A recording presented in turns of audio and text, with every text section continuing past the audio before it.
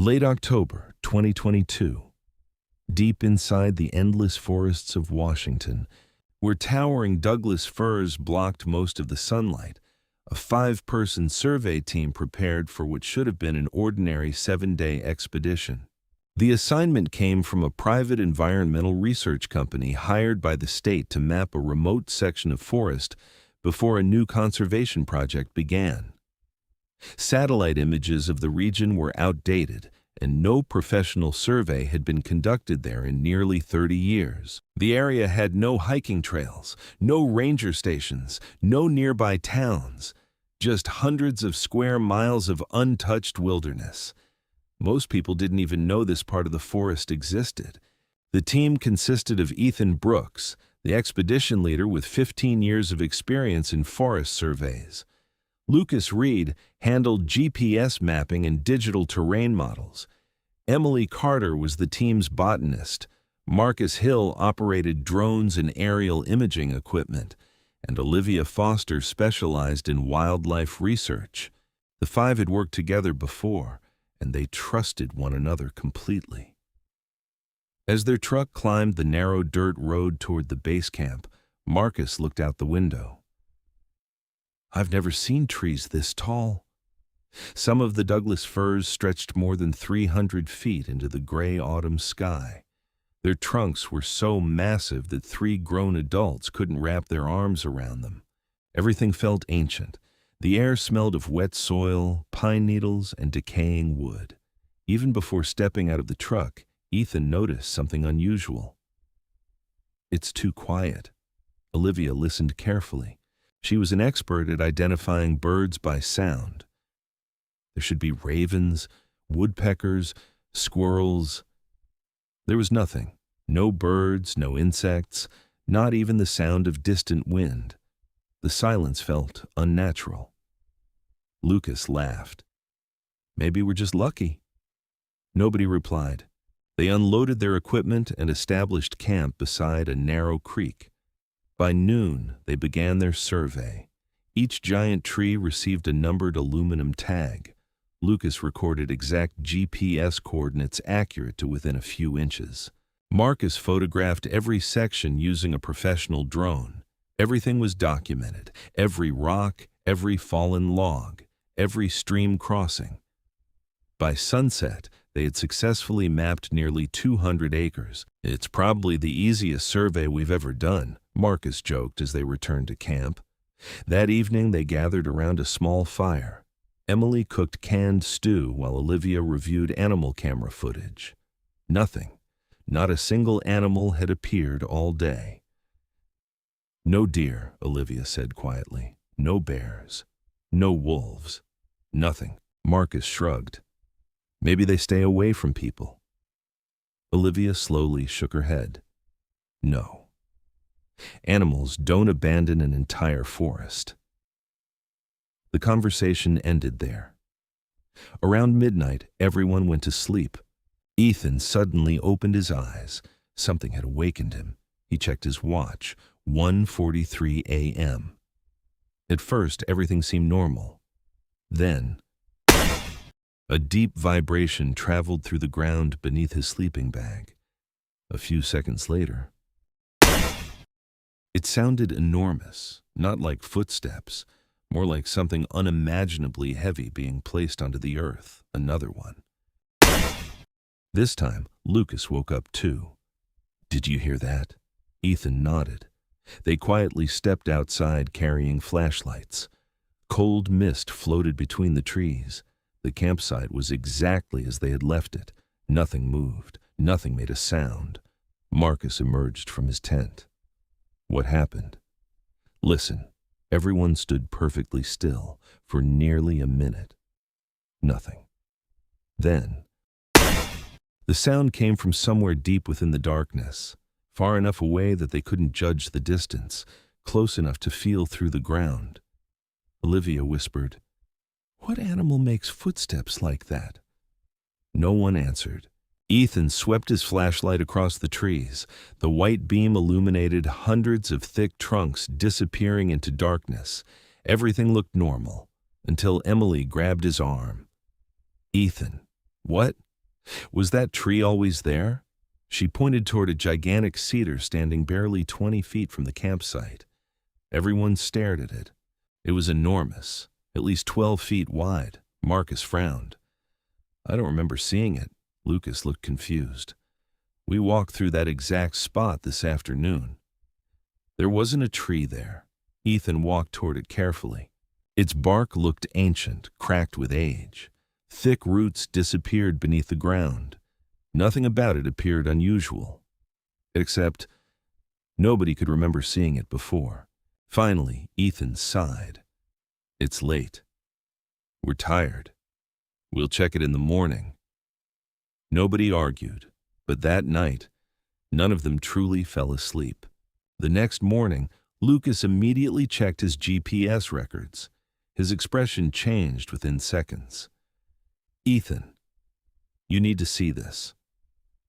The cedar tree had been recorded yesterday. According to the GPS, it should have been almost 100 feet farther east. Every coordinate matched perfectly. The digital map insisted the tree had never moved, yet everyone knew exactly where it had stood yesterday. Marcus laughed nervously. So, our GPS is broken.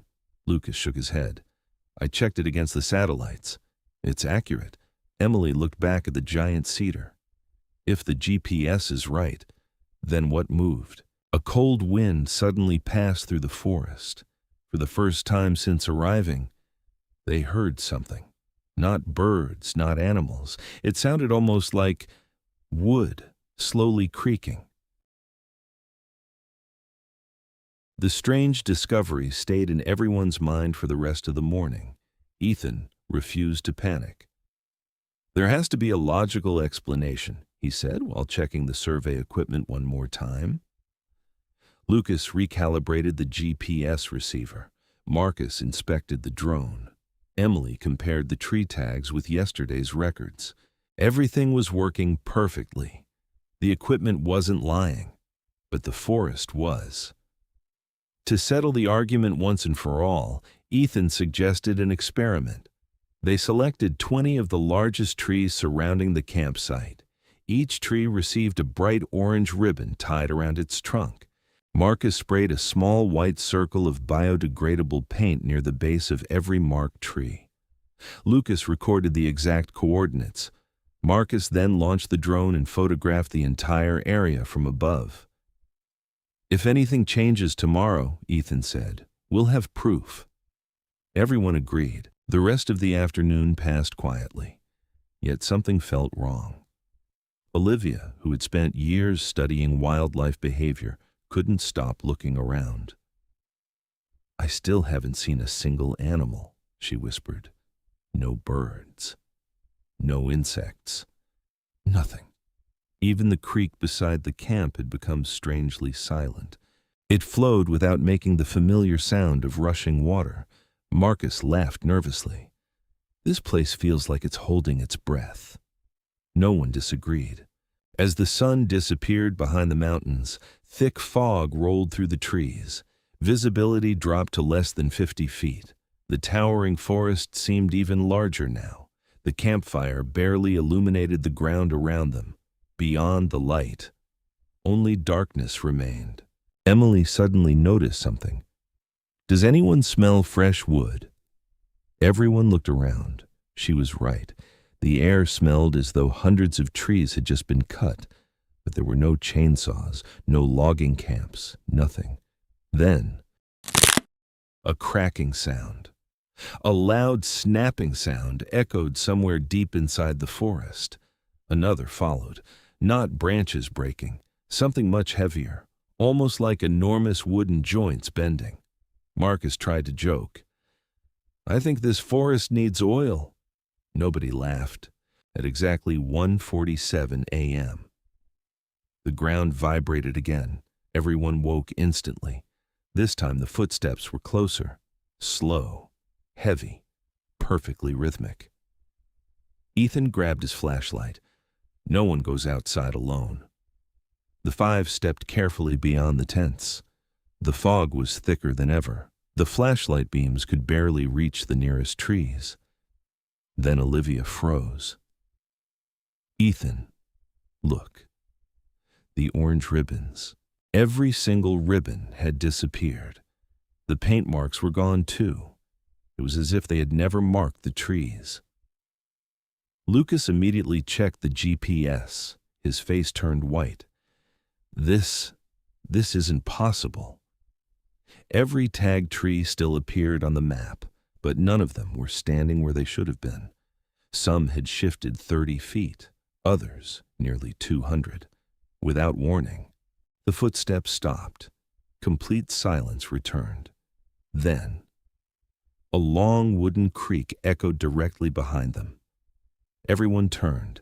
Nothing. Just endless rows of towering trees. Marcus slowly raised his flashlight toward one enormous Douglas fir. Its trunk was wet, not with rain, with something dark.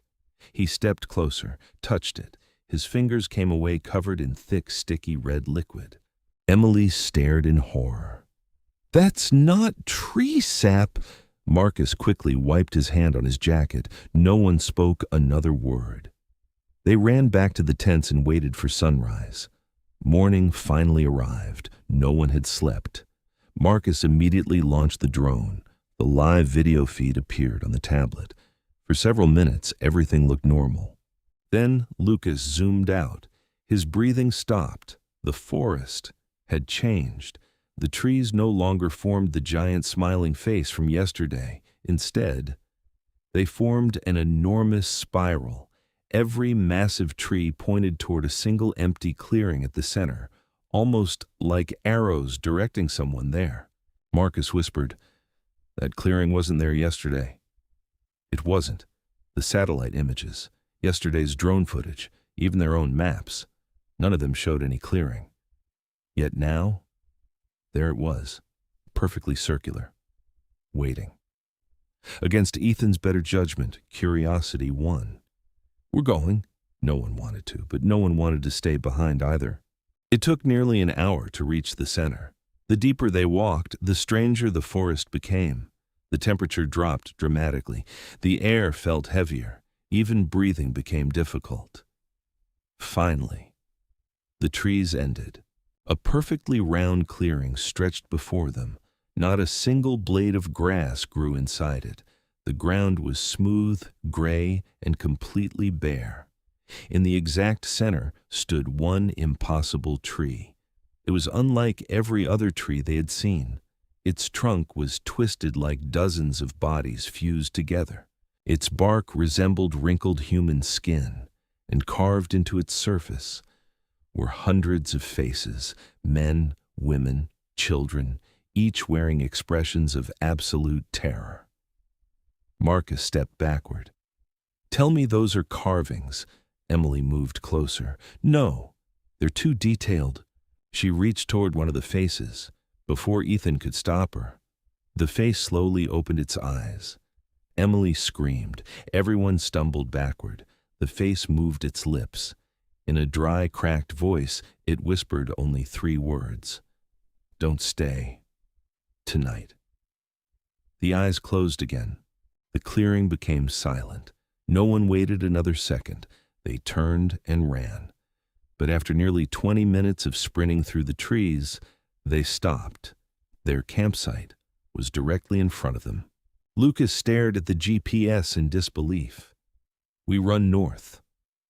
"So how are we back here?" No one had an answer as the sun disappeared once again behind the endless forest. The first heavy thud sound echoed through the trees. This time, it sounded much closer than before. The first thud sound echoed through the trees, just as darkness swallowed the last traces of daylight. No one spoke. No one even moved. For the first time since entering the forest, Ethan admitted the truth. "We're not leaving tonight." Lucas looked at him in disbelief. "What do you mean?" "We've tried every direction. Every trail brings us back here. If we panic now, we'll get separated." Reluctantly, everyone stayed together. Marcus kept the drone ready. Olivia loaded fresh batteries into every flashlight.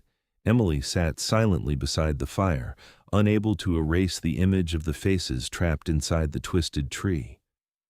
None of them noticed that the fire had stopped crackling. The flames burned, but made no sound. At exactly 2 a.m., the forest came alive, not with animals, with movement, slow, deliberate, endless movement. The towering trees surrounding the camp began to lean ever so slightly, one after another, as if thousands of giants had awakened from an ancient sleep. Then came the footsteps. This time, they were everywhere. The ground shook beneath the tents. Marcus quickly launched the drone. The small aircraft rose above the treetops, while everyone watched the live feed on the tablet. For several seconds, nothing. Then, the camera tilted downward. 5 people stood around the campfire, but something was wrong. Lucas counted again. 1, 2, 3, 4, 5, 6. There was a 6th figure standing beside them. It was taller than any human, completely motionless. Its body looked like bark. Its arms hung unnaturally low. Its face had no eyes, only a deep crack where its mouth should have been. No one on the ground could see it, only the drone. Marcus whispered, "Don't turn around." Too late. The drone signal suddenly filled with static. The screen went black. A second later, something crashed behind the camp. The drone never transmitted another image. Panic exploded through the group. Olivia ran toward the trees despite Ethan shouting for her to stop. Within seconds, the darkness swallowed her completely. "Olivia!" Her flashlight could still be seen bouncing between the trunks. Then, it stopped. A horrifying scream echoed through the forest. It lasted only 2 seconds. Then, silence. Absolute silence. They searched until sunrise. No footprints, no blood, no torn clothing. Olivia had simply vanished. By morning, exhaustion had taken over. Only 4 remained. Lucas opened the GPS one final time. The screen displayed a message it had never shown before. No exit found. A machine wasn't supposed to say that. It wasn't even programmed to. Then the device shut itself off forever. Emily began crying. "We're never getting out." Before anyone could answer, a distant voice called out, "Help!" It was Olivia. Her voice came from somewhere among the trees. Marcus immediately stood. "She's alive!" Ethan grabbed his arm. "No, that's not her!" Again. "Please, help me!" The voice sounded weaker now, closer. Emily covered her ears. "I don't care what it is. I'm not following it." The cries continued for nearly an hour. Then they suddenly changed. The voice no longer belonged to Olivia. Now it sounded exactly like Lucas, then Marcus, then Ethan, one after another. The forest wasn't copying voices, it was learning them. As night fell for the 3rd time, the trees finally revealed their secret. The enormous trunks surrounding the camp slowly split open. Inside each one was a human figure. Dozens, hundreds, thousands. Their bodies were fused into the wood. Eyes open, faces frozen in terror. Some wore clothing from decades ago. Others looked far older. One man still wore the uniform of a forest ranger. Another carried an old camera around his neck. Some were children, some were elderly. Every missing person the forest had ever taken had become part of it. Emily whispered, "They're alive." One of the trapped faces slowly turned toward her. With enormous effort, it moved its lips. "They feed." The bark closed over its mouth. Suddenly, every tree in the forest began walking. Not running, walking. Thousands of towering giants surrounded the survivors. The sound was deafening. The earth itself seemed to shake. Ethan screamed, "Run!" The 3 survivors sprinted through the darkness. Branches crashed behind them. Massive roots burst from the ground like giant snakes. Marcus stumbled. Before Ethan could grab him, A root wrapped around his ankle. Marcus screamed as dozens of roots dragged him beneath the forest floor. Within seconds, he was gone. The ground closed as if nothing had happened. Only Ethan and Emily remained. Ahead of them, moonlight broke through the trees. A road. A real road. They ran faster than they ever had before. Just as they reached it, Emily stopped. She stared back into the forest. Someone was standing between the trees. Olivia. She smiled. "Don't leave me." Emily took one step toward her. Ethan grabbed her arm. "No!" Olivia's smile widened impossibly. Her skin cracked like old bark.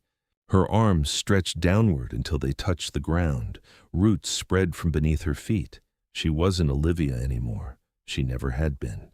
Ethan pulled Emily onto the road. The moment both of them crossed it, every sound disappeared. The trees stopped moving. The footsteps ended. The forest stood perfectly still, as if nothing had happened. 3 days later, search and rescue teams entered the area. They found only Ethan. He was sitting beside the highway, staring silently at the forest. Emily, Marcus, Lucas, Olivia. None of them were ever found. Officials blamed the disappearances on harsh wilderness conditions. The case was closed. But Ethan knew the truth. Years later, he refused every interview, until one journalist asked him a single question. What lives inside that forest? Ethan looked toward the window for a long time before answering. They're not protecting the forest. The forest is protecting them. Something ancient lives beneath those trees, and every person it takes becomes another tree.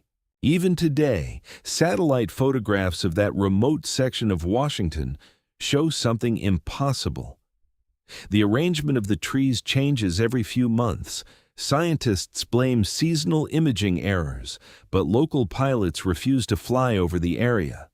They say that on quiet autumn nights, you can sometimes see entire sections of the forest slowly changing position beneath the moonlight. And if you ever find a tree with a face hidden in its bark, don't touch it, because it may not be asking for help. It may be waiting for you to take its place.